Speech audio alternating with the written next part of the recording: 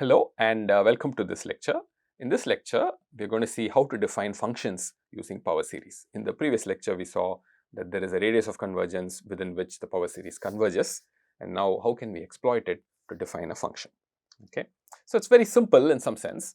Because I know that this function converges, this power series converges, I can make f of x as that convergent value, okay, and define it as summation a n x per n. So clearly this is defined only when mod x is less than r. If mod x is greater than the radius of convergence, then this thing is diverging and we have no business in defining f of x. F of x goes all over the place, we don't know what it is. Maybe it's plus infinity, but still we don't know. It's dangerous to define it at that point. So we'll only define it for mod x less than r, usually this kind of power series.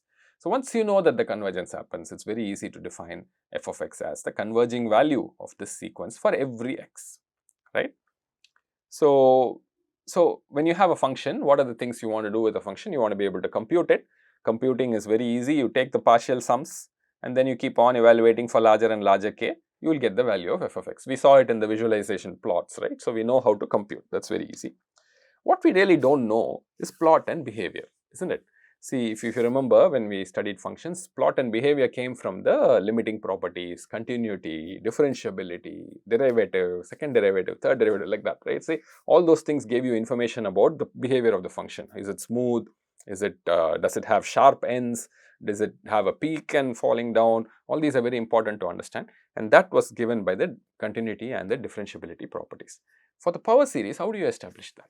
Right? That's not very clear to us. Right? We established it for polynomials, for rational functions, for simple modifications and all that. But how do you establish for the power series is not very clear. Okay. And finally, inverting is also not very clear. So inverting is also something that's important for most functions, right? So function takes x to f of x. Given f of x, how do you go back to x? So that also you may want to efficiently find.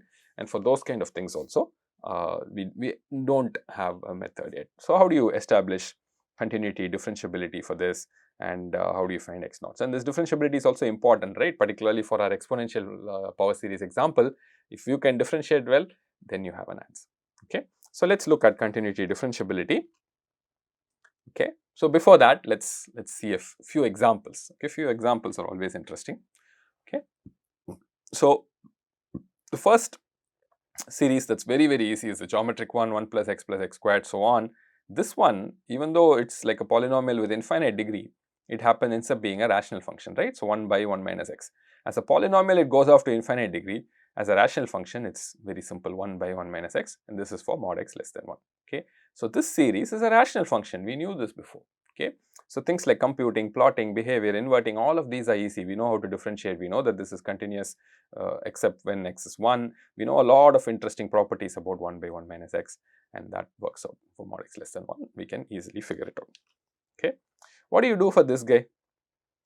Right, here is another power series, 1 plus 2x plus 3x squared plus so on. You may know this, a lot of people in school study it as AGP, arithmetic geometric progression, and if it turns out you can sum it for mod x less than 1, and it turns out the answer is 1 by 1 minus x whole squared. So this is also a rational function. It looks very different, but still this series also is a rational function. So how exactly, we'll see a little bit later in one of the lectures how we can derive this without using AGP and all that, but AGP is one method. Okay, so once it's a rational function, we know how to compute, we know how to plot, we know how to do differentiation, we know how to understand its behavior, and in inverting is easy.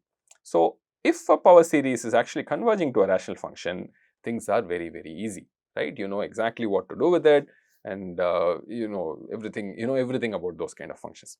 But quite often that will not happen. So here is an example, summation x power n by n, and it turns out this is a special function. When the power series function does not converge to something that we know already, right, like a rational function, polynomial, or something very simple, that doesn't happen, then those kind of functions are usually called special functions in mathematics. And this function particularly is a logarithmic function. We'll see it later on. So this is a special function. It does not have any easy rational convergence. So we need to worry about properties of such series also. Okay, so you can compute by partial sums, but we don't know continuity, derivatives, we don't know inverting, all of that we don't know for this kind of function. Okay, so we'll see in this one has a particularly easy derivative. Okay, so we'll see that later on. Okay, Same is true with the exponential function that we had defined, the summation x bar n by n factorial. This is also a special function, and in this case this is an exponential function. Okay, so we'll see this also later on. Logarithmic we will see a little bit later after studying integration and all that, but right now we'll see exponential. Once again, computing by partial sums is easy. What to do for continuity derivatives? Okay, so here there is a magical special theorem which we are going to see, continuity and differentiability of power series. Okay, here's the theorem. It's a very simple one. Suppose f of x is this power series a n x bar n, and it converges for mod x less than r. Okay, r is the radius of convergence. We know that that's always true, right? Then it turns out this f is continuous and differentiable in the open interval minus or on the open interval, in the open interval minus r comma r. Okay, so you take the interval minus r, f is continuous in it, f is differentiable in it. Okay, in fact, what else is true? The derivative of f is nothing but summation n equals 1 to infinity n a n x bar n minus 1. How did I get it? You take this term, this particular term, you differentiate it with respect to x. A n is a constant, stays by itself. What is the derivative of x power n? We have seen this before, right? N times x power n minus 1. So, you get n a n x power n minus 1. Okay. So, the derivative is actually equal to the term by term derivative. The derivative is also a power series, right? So, this is also a power series, right? Summation n equals 1 to infinity n a n x bar n minus 1. This is also a power series, and in fact, its radius of convergence is also the same as the radius of convergence of the original series, mod x less than r. Okay. So, this little theorem captures a lot of interesting things in its small statement. Okay. Any power series within its radius of convergence is continuous, is differentiable, and also the derivative is a term by term derivative of the original power series, and it's also a power series. Derivative is also a power series with the same radius of convergence. Okay, wonderful, isn't it?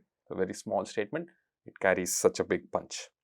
So, in the most important thing to understand, easy way to understand is derivative of a power series within its radius of convergence, you can differentiate term by term. There's no problem there. You can differentiate term by term. What you get is equal to the derivative of that original function, the power series function. Okay. So, it's a wonderful, wonderful result. But unfortunately, in this course, we're not going to see a proof of this one. We'll just accept it as a fact. The proof is a little bit technical. It uses a technical notion called uniform convergence. It is something you have to establish. Later on, if you do advanced math courses in your studies, we'll study about these things. Okay. So, for now, we'll accept this as a reality, as the truth. Right? It is a theorem. This can be proved, except that we won't see the proof in this course. So, very, very important. This part is very important. How do you differentiate a power series? Term by term within its radius of convergence. Of course, if it doesn't converge, then it doesn't make sense. If it converges, then the differentiation term by term makes a lot of sense. Okay. So, what is very interesting here is, once you come to f prime of x, you have a power series here and a radius of convergence. Nothing stops us from using the same theorem over and over again on f prime of x also, right? Right? I can use it again on f prime of x, and then over and over again, right? I'll get f double prime, and then I use it again, I can keep on doing it.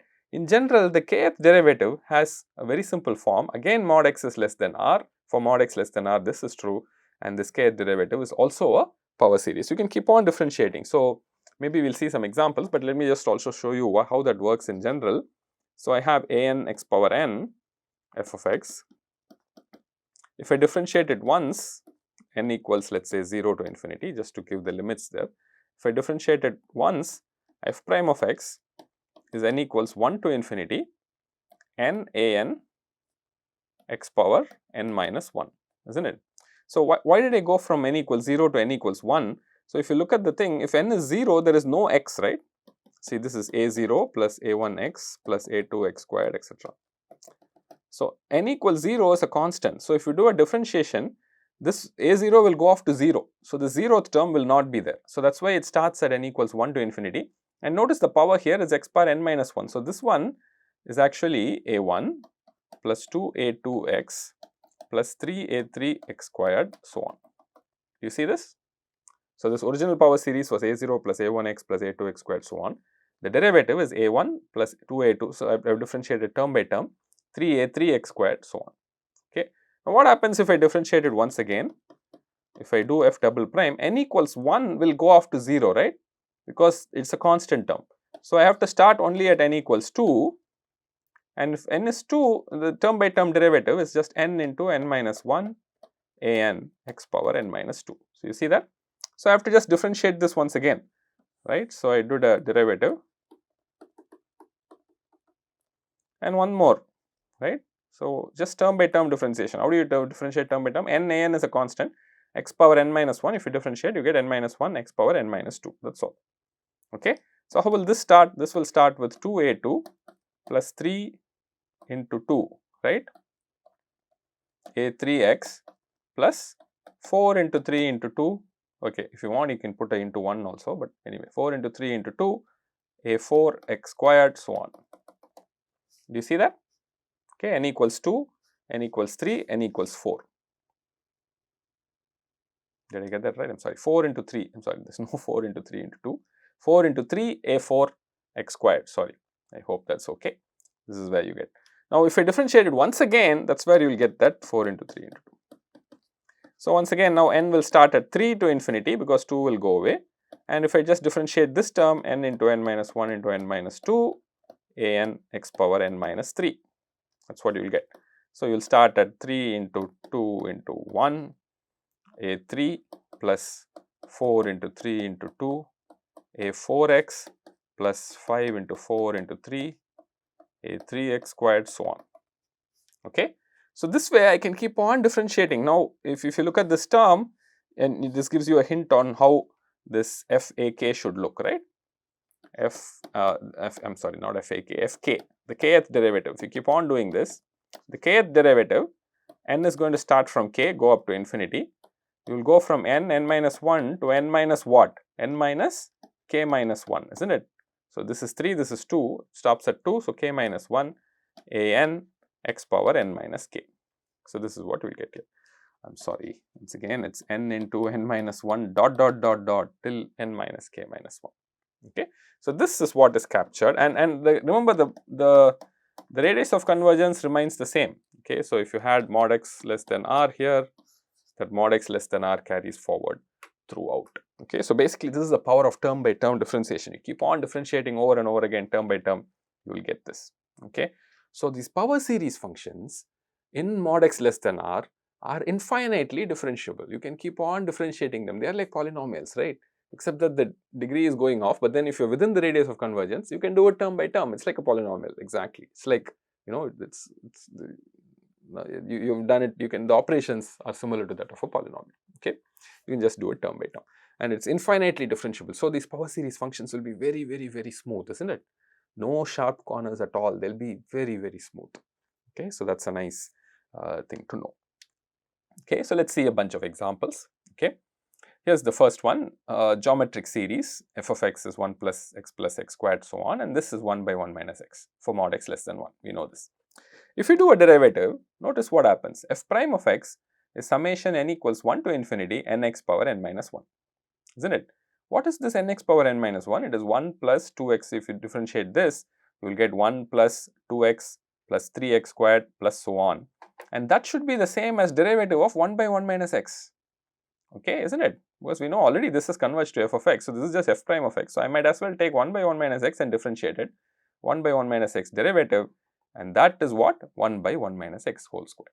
Okay, so this derivative you know how to do, right? This is you have to use the chain rule, treat this as one entity, so you'll get minus 1 by 1 minus x whole squared, and then you differentiate 1 minus x, that will give you a minus 1. So minus 1 into minus 1 will become plus 1, so you get 1 by 1 minus x whole square, of course for mod x less than 1. So this is a proof for how this series converges to this rational expression. Okay, so we saw that before, no? So this derivative is telling you a tool for convergence. So this is a very useful tool. Quite often when you have a summation and it may not be easy for you to find the rational form, and derivative can be used for that purpose. Okay, so if you differentiate this once again, you get the summation n equals 2 to infinity n times n minus 1 x power n minus 2, and that is just 1 into 2, which is 2 here, and 2 into 3 x plus 3 into 4 x squared, so on. Okay, and what is this sequence summing up to? It's going to sum up to the derivative of this guy. If you take the derivative of this guy, 1 by 1 minus x whole squared derivative, That is the same as 2 by 1 minus x power 3, and that is true for mod x less than 1. Notice how we are able to derive nice formulae like 1 by 1 minus x, the rational formulae for more and more complicated summations just by using this differentiation property. Okay, very nice, isn't it? So, this is quite useful. And let us look at the exponential function exp of x, which is this 1 plus x squared by 2 factorial x cubed by 3 factorial for x and r. Now, we can differentiate it, right? We always wanted to differentiate it, and we get this wonderful relationship that the derivative of exp of x is itself. Okay, so just go through 1 by 1 summation n equals 1 to infinity n x power n minus 1 by n factorial. This n and n factorial will cancel, you will get n minus 1 factorial, right? N factorial is n into n minus 1 factorial, right? So, the n will cancel, we will get n minus 1 factorial, and then x power n minus 1 by n minus 1 factorial. Now, instead of going from 1 to infinity, this is the same as going from 0 to infinity. You can make a change of variable here. From here to here, I have made a change of variable. I have replaced n with n minus 1. Okay, so this n equals 1 is n minus 1 equals 0. So, if you replace n minus 1 with n again, I will get n equals 0 to infinity x power n by n factorial, and that is exp of x. Okay, so you see the derivative is the same as the original function. So, this was a quest we were after, right? So, we wanted a function which is its own derivative, and that happens with this exponential function, special function, which is exponential in nature. Okay. So, now once you do this derivative, you can repeat it, you can keep on repeating it, and what will you get? You will get the same thing. So, if you keep on differentiating multiple times, double derivative of exp of x is itself. The kth derivative of exp of x is also itself. Just keep on repeating the same thing, right? You get the same thing. So, this function is particularly curious, right? So, if you keep on, any number of derivatives exist and all of them are itself. Okay, so it's a very interesting sort of function. Okay. Finally, let's look at this function we had, this logarithmic thing that I claimed as logarithmic summation n equals 1 to infinity x power n by n. You have this this kind of expression for mod x less than 1. If you do a derivative, I know I can do a derivative term by term. What do I get? I get 1 plus x squared plus so on, and that is nothing but 1 by 1 minus x. So, even though this is a special function, its derivative is a rational function 1 by 1 minus x, and it is nothing but the geometric series. So, such very interesting things can also happen in this things that we define with power series. Okay. So, overall these kind of special functions that we define with the power series and we do not know, right, new functions that we do not know what they are not rational, etc. They have unbelievably interesting and powerful properties. We already saw for the exponential function, right, the derivative is itself, and that is something we could use in charging a capacitor, discharging a capacitor type problem, isn't it? So, they have applications not only in discharging a capacitor, across all areas of science and engineering. You can't imagine the kind of application. Everywhere you will be using exponentials, logarithms, trigonometric functions are again examples of the sine, cos. We will see these things later on. Okay. So, we are going to study exponential function, and introducing of logarithm will happen a bit later. Okay. So, exponential itself is interesting and involved to study. We will study that this week, and then later on we will study logarithms after we studied integration and all. Okay. Thank you very much.